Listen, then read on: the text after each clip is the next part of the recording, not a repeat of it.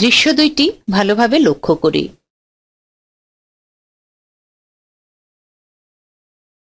এখানে কি ঘটছে?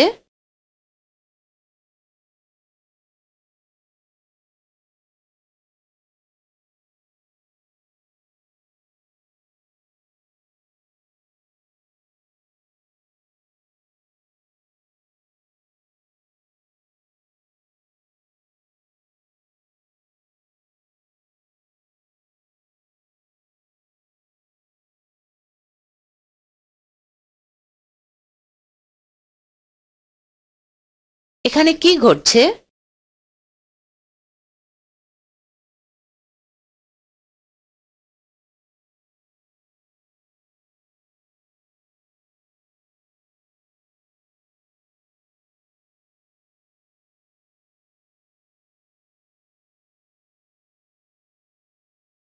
দৃশ্য দুটি থেকে আমরা কি বুঝতে পারলাম? প্রথম ক্ষেত্রে বল প্রয়োগ করেও কাজটি করা সম্ভব হয়নি। দ্বিতীয় ক্ষেত্রে বিশেষ কৌশলে বল প্রয়োগ করে কাজটি করা সহজ হয়েছে। একটি বিশেষ কৌশলে প্রয়োগকৃত বল দ্বারা কাজটি সহজে করা সম্ভব হয়েছে। কাজকে এভাবে সহজ করার জন্য দৈনন্দিন জীবনে আমরা নানাবিধ যন্ত্র ব্যবহার করে থাকি। এগুলোই সরল যন্ত্র। এই যন্ত্রগুলোর একটি সাধারণ বৈশিষ্ট্য হলো এগুলোর মধ্যে বিশেষ কৌশলে বল প্রয়োগ করে কাজকে সহজ করা যায়।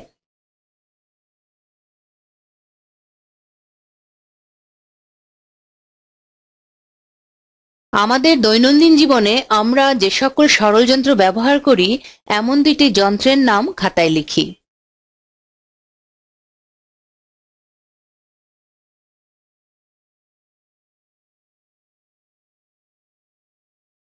লিভার,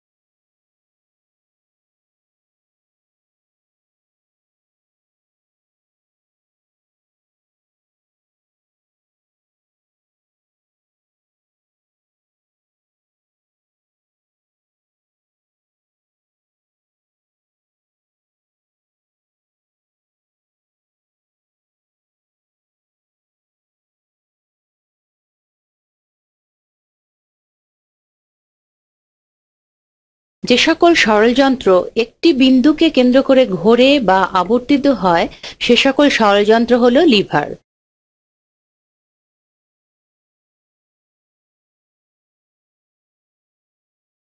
লিভারের যান্ত্রিক সুবিধা: একটি লিভারে তিনটি বিন্দু থাকে।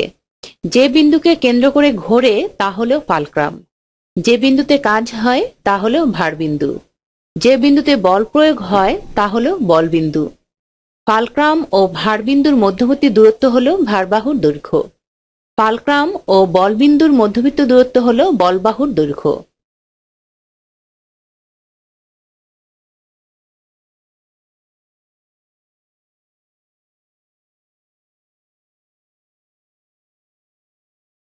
এই যন্ত্রটির ফালক্রাম, বলবিন্দু, ভারবিন্দু, বলবাহু এবং ভারবাহু বের করি। প্রতিটি তীর চিহ্নে ক্লিক করি।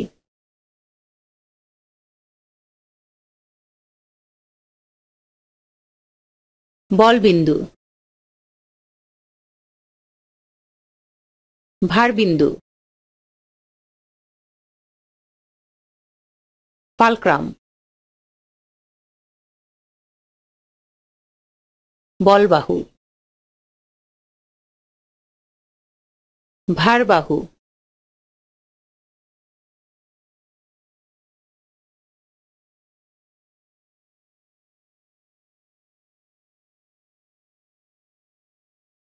প্রতিটি লিভার একটি বিশেষ নীতি মেনে চলে, তা হলো বল গুণন বলবাহুর দৈর্ঘ্য সমান ভার গুণন ভারবাহুর দৈর্ঘ্য।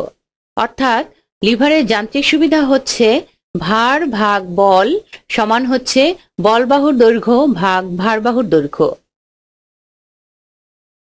এই ভার ও প্রযুক্ত বলের অনুপাতই হলো ওই লিভারের যান্ত্রিক সুবিধা। অর্থাৎ যান্ত্রিক সুবিধা সমান হচ্ছে ভার ভাগ বল সমান হচ্ছে বলবাহুর দৈর্ঘ্য ভাগ ভারবাহুর দৈর্ঘ্য। কোনো যন্ত্রে নির্দিষ্ট পরিমাণ বল প্রয়োগ করে যত গুণ ভারের বস্তু তোলা বা সরানো যায় তাই হলো ওই বস্তুর যান্ত্রিক সুবিধা।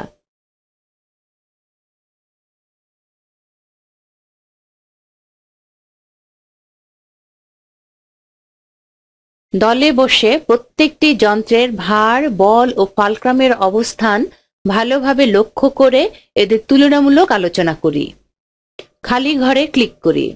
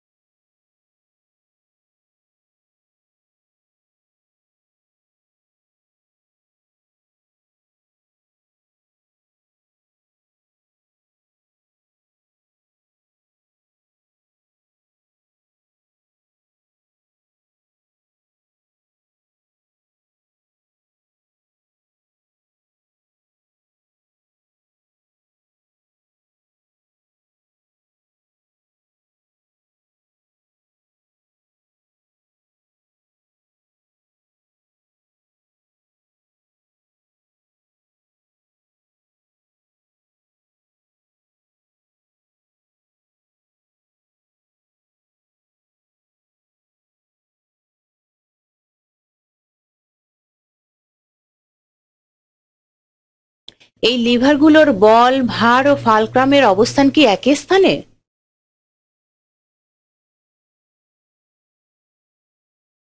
না, একই স্থানে নয়। লিভারের বল ভার ও ফালক্রামের অবস্থানের উপর ভিত্তি করে লিভারকে তিন ভাগে ভাগ করা যায়: প্রথম শ্রেণীর লিভার, দ্বিতীয় শ্রেণীর লিভার, তৃতীয় শ্রেণীর লিভার।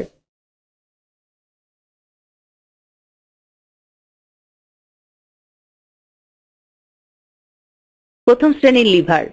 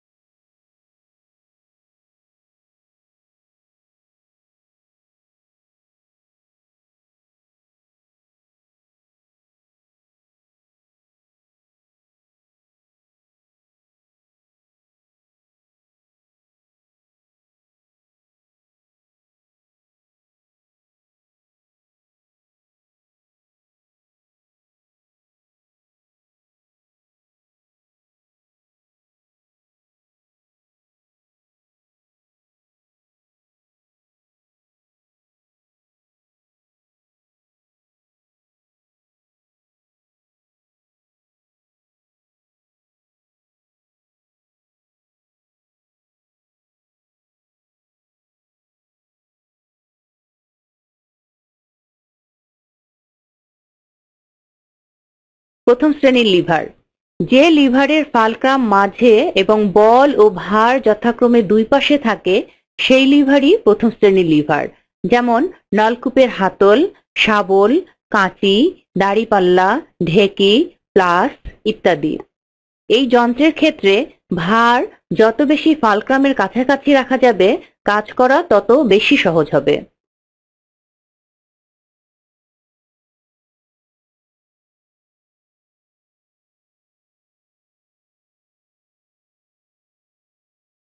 দ্বিতীয় শ্রেণীর লিভার।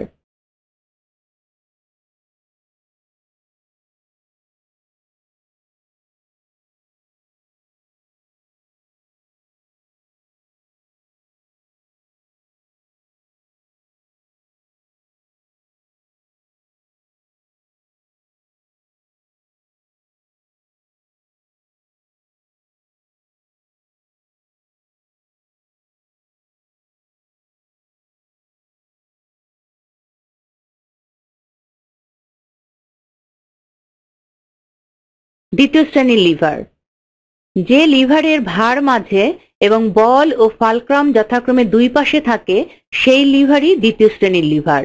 যেমন এক চাকার মালবাহী গাড়ি, জাঁতি, বটল ওপেনার ইত্যাদি।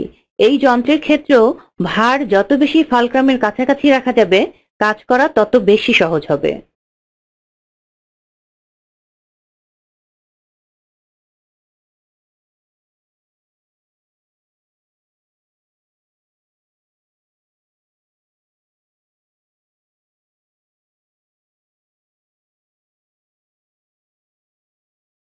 তৃতীয় শ্রেণীর লিভার, যে লিভারের বল মাঝে এবং ভার ও ফালক্রাম যথাক্রমে দুই পাশে থাকে সেই লিভারই তৃতীয় শ্রেণীর লিভার। যেমন মানবদেহের হাত, চিমটা, স্ট্যাপলার মেশিন ইত্যাদি। এই যন্ত্রের ক্ষেত্রে বল যত বেশি ভারের কাছাকাছি রাখা যাবে, কাজ করা তত বেশি সহজ হবে।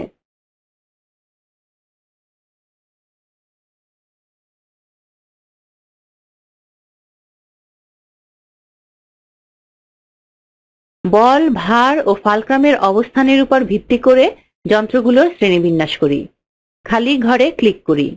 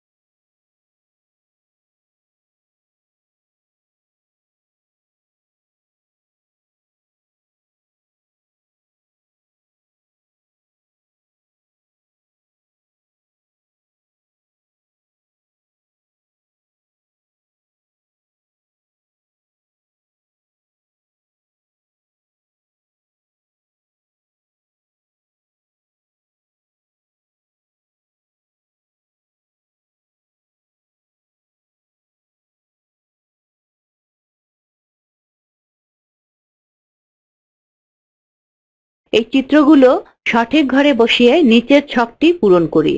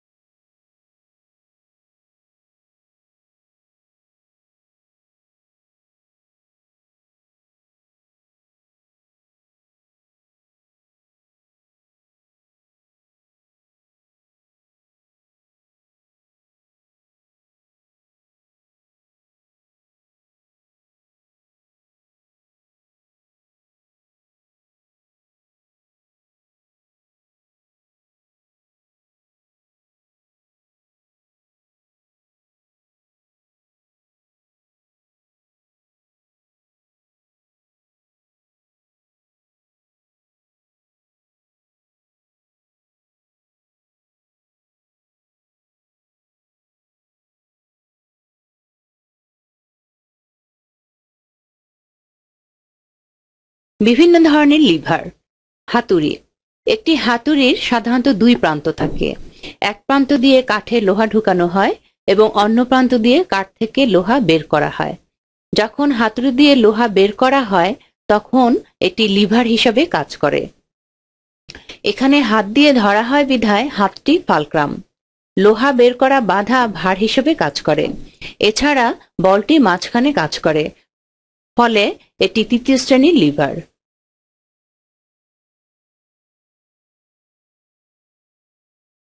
সাঁড়াশি, এটিও লিভার হিসাবে কাজ করে।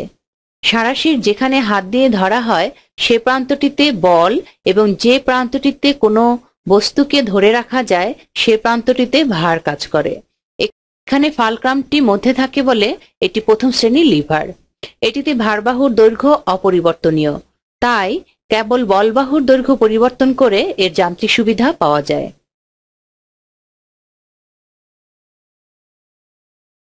মানবদেহ ও সরলযন্ত্র। মানবদেহ একটি জটিল যন্ত্র। এর বিভিন্ন অঙ্গ আলাদা আলাদাভাবে এক একটি সরলযন্ত্র হিসাবে কাজ করে। যেমন মুখের চোয়াল, পায়ের পাতা ও হাত এক একটি সরলযন্ত্র। উপরের অঙ্গগুলোর প্রতিটির বল, ভার ও ফালক্রাম বের করি।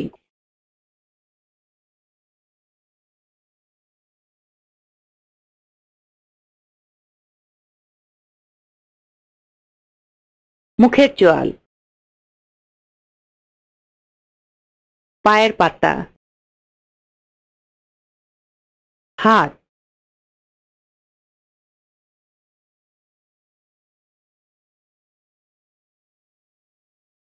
শিক্ষার্থীর কাজ। একটি পাথর 1 কেজির মতো। তোমার আঙ্গুলের ডগা থেকে কনুই পর্যন্ত বিভিন্ন জায়গায় অনুভব করো কেমন লাগছে। এর থেকে বোঝা যাবে হাতকে কিভাবে ব্যবহার করলে যান্ত্রিক সুবিধা পাওয়া যাবে।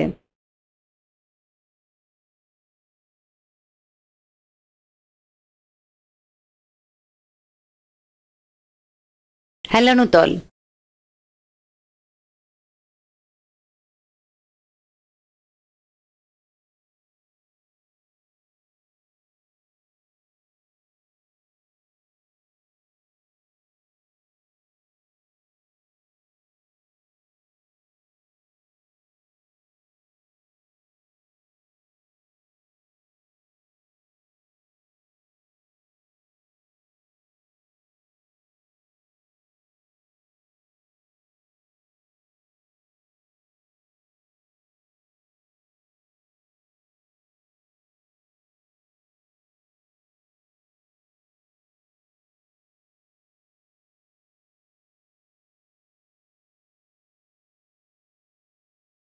কয়েকজন লোক ট্রাকের উপরে গাছের গুঁড়ি উঠানোর চেষ্টা করছে।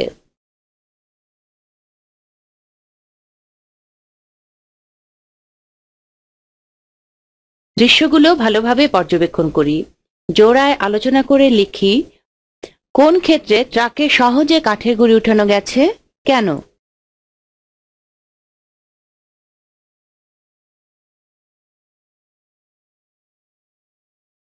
প্রথম ক্ষেত্রে 2 জন লোক খাড়া উপরের দিকে গাছের গুঁড়ি উঠানোর চেষ্টা করছে।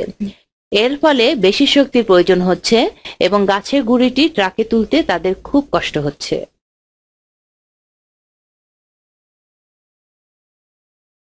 দ্বিতীয় ক্ষেত্রে একটি কাঠের তল ব্যবহার করে গাছের গুঁড়ি উঠানোর চেষ্টা করছে। এক্ষেত্রে প্রথম ক্ষেত্রের চেয়ে কম কষ্ট হচ্ছে।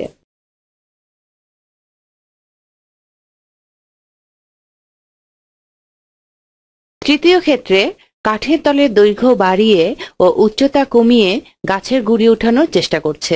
এক্ষেত্রে সবচেয়ে সহজে গাছের গুঁড়ি ট্রাকে উঠানো গেছে। 3টি দৃশ্যের তৃতীয়টিতে সবচেয়ে সহজে ট্রাকে গাছের গুঁড়ি উঠানো সম্ভব হয়েছে। এখানে কাঠের তলটি একটি সরলযন্ত্র হিসেবে কাজ করেছে। দ্বিতীয় ও তৃতীয় দৃশ্যে যে কাঠের তল ব্যবহার করা হয়েছে তা এক ধরনের হেলানো তল। এভাবে সিঁড়ি ও মই হেলানো তল হিসেবে কাজ করে। হেলানো তল হলো এমন একটি তল যা ভূমির সাথে সূক্ষ্ম কোণে অবস্থান করে। এর উপর দিয়ে বস্তুকে গড়িয়ে তুলতে দূরত্ব বেশি অতিক্রম করতে হয়, কিন্তু বল প্রয়োগ করতে হয় কম। তাই উঁচু সেতু, দালানের ছাদে উঠাতে ও ট্রাকে ভারী মালামাল তুলতে এই তল ব্যবহার করা হয়।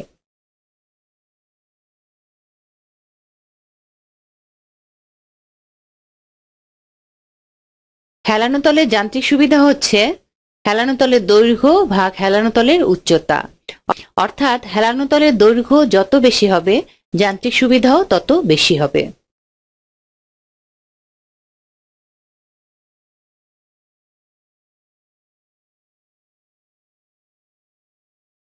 Jack screw.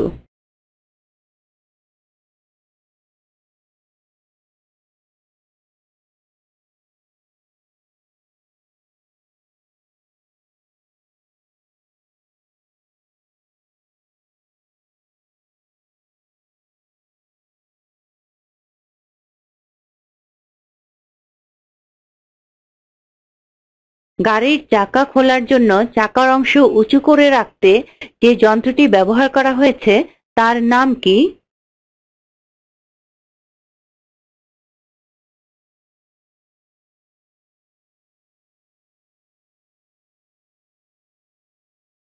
একটি জ্যাক স্ক্রুর সাহায্যে গাড়িটির এক প্রান্ত উঁচু করা হয় যাতে সহজেই চাকা খুলে আবার লাগানো যায়।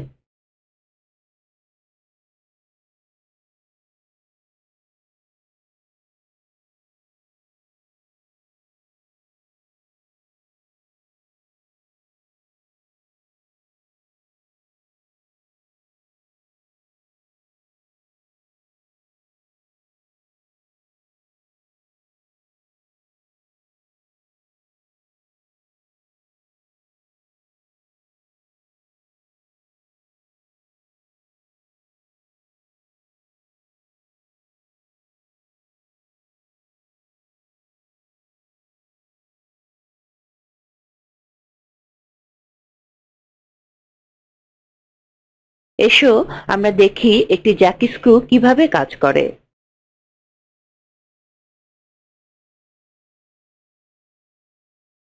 জ্যাক স্ক্রু যেহেতু একই সাথে একটি বিন্দুকে কেন্দ্র করে ঘুরে ও নির্দিষ্ট দূরত্ব অতিক্রম করে, তাই এটি একই সাথে লিভার ও হেলানো তলের নীতি মেনে কাজ করে। স্ক্রুর পেঁচানো অংশের উচ্চতা হলো হেলানো তলের উচ্চতা এবং পেঁচানো পথ ঘুরে যতটুকু দূরত্ব অতিক্রম করে তা হলো হেলানো তলের দৈর্ঘ্য। এই যন্ত্রে হেলানো তলের দৈর্ঘ্য বাড়িয়ে যান্ত্রিক সুবিধা বাড়ানো যায়। এর হাতলের যেদিকে বল প্রয়োগ করা হয় ভার কাজ করে তার লম্ব বরাবর। ফলে জ্যাক স্ক্রু একই সাথে বল বৃদ্ধি ও বলের দিক পরিবর্তন করে কাজকে সহজ করে।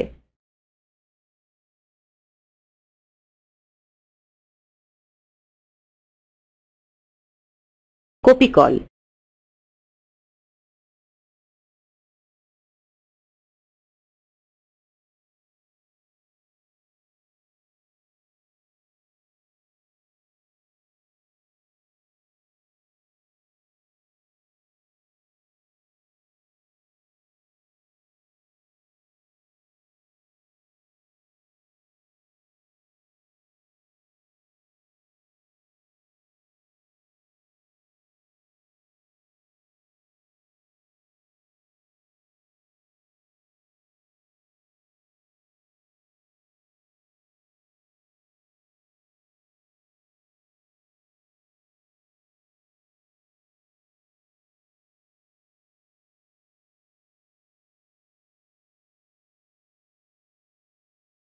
দৃশ্যটিতে আমরা যে যন্ত্রটি দেখলাম তা হলো কপিকল।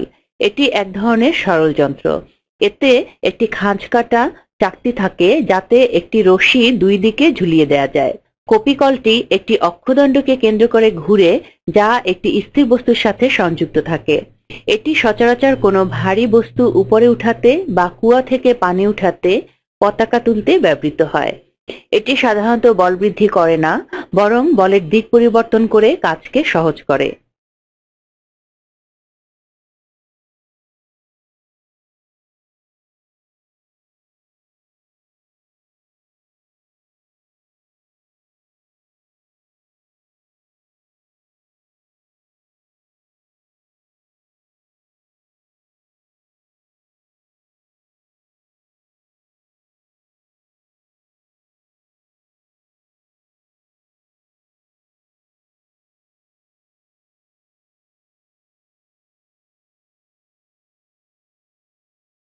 কপিকল অনড় এবং নরনক্ষম হতে পারে। আমরা সচরাচর পতাকা তুলতে অনড় কপিকল ব্যবহার করে থাকি। এক্ষেত্রে রশি টানলে শুধু চাকা ঘোরে। রশিকে যত নিচে টানা হবে পতাকা তত উপরে উঠবে। এখানে যান্ত্রিক সুবিধা পাওয়া যায় না, তবে বলের দিক পরিবর্তিত হয়।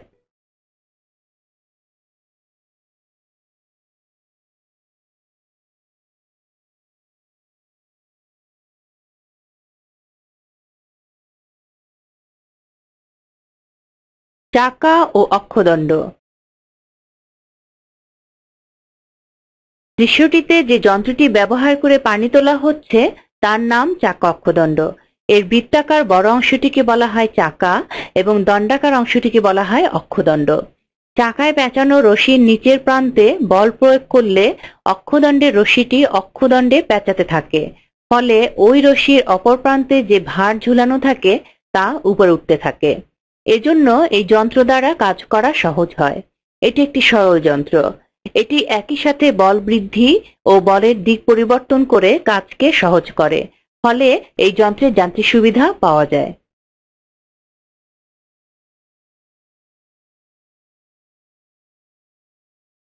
চাকার ব্যাসার্ধ ও অক্ষদণ্ডের ব্যাসার্ধের অনুপাতের উপর এর যান্ত্রিক সুবিধা নির্ভর করে।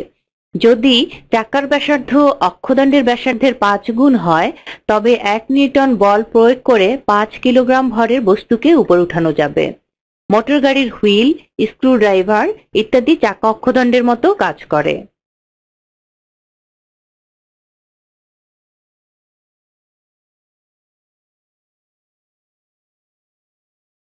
মূল্যায়ন। পাশের যন্ত্রটির যান্ত্রিক সুবিধা বের করি।